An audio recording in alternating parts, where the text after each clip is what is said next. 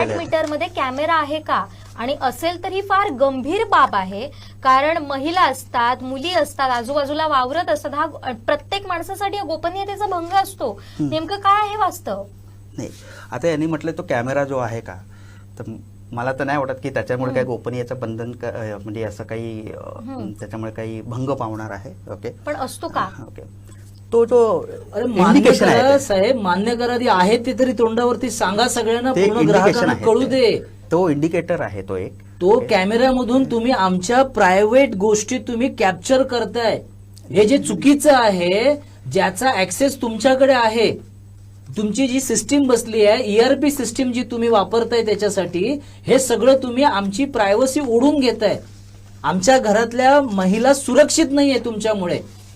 आणि कोणी मागितलंय तुमच्याकडे? आम्हाला नकोय तुमचा स्मार्ट मीटर. आमचं प्रायव्हेट जे काही लाईफ आहे ते जर तुम्ही डिस्टर्ब करत असाल तर तुमच्या विरोधात सिंधुदुर्ग जिल्ह्यामध्ये सुरुवात झालेली आहे. ओरोस पोलीस स्टेशनला 350 तक्रारी दाखल झाल्यात.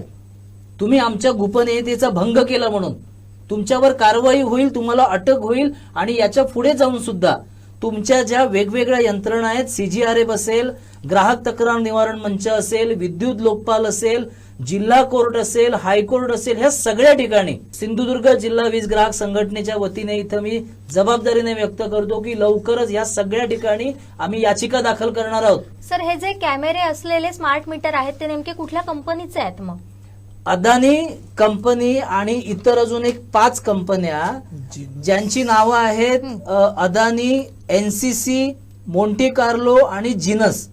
याच्यामध्ये आपल्या कोकण झोनसाठी भांडूप, कल्याण आणि कोकण 65 लाख जे काही मीटर लावायचे आहेत त्याला 7,595 करोड रुपये त्यांनी ते पॅकेज कॉस्ट त्यांनी ठरवलेलं आहे. आणि टोटल ह्या सगळ्या 5ही कंपन्यांना त्यांनी काम दिलेलं आहे. ह्या इतर कंपन्या सुद्धा ह्या अदानींच्याच आहेत की काय असा थोडासा संशय आहे. आणि अदानीला भविष्यामध्ये ही सगळी महावितरण कंपनी सरेंडर करणार आणि आपलं सगळंच ताब्यात देऊन हे बाजूला राहणार.